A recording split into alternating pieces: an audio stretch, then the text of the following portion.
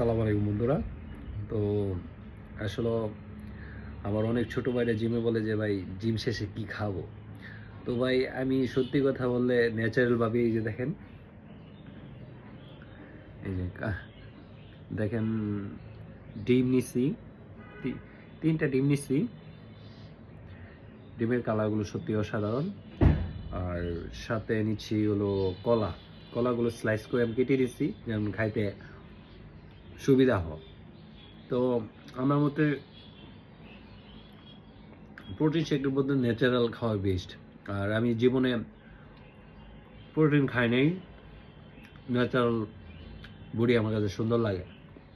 এত টাকাও নাই, মধ্যবিত্ত, নর্মাল সিম্পলভাবেই একটা সিম্পল বডি থাকলে হলো, মানে সুস্থ থাকাটার জন্য মূলত ব্যায়াম করি। তো এই হাফ বয়েল ডিমগুলো অনেক বেশি মজা লাগে, টেস্ট লাগে। তো এটা করতে হলে একটা ডিমকে 10 থেকে 12 মিনিট ফুল জাল দেবেন, তারপরে এরকম সুন্দর কালার আসবে। তো কে কে জিম শেষে কী কে খান অবশ্যই জানাবেন। ধন্যবাদ সকলকে।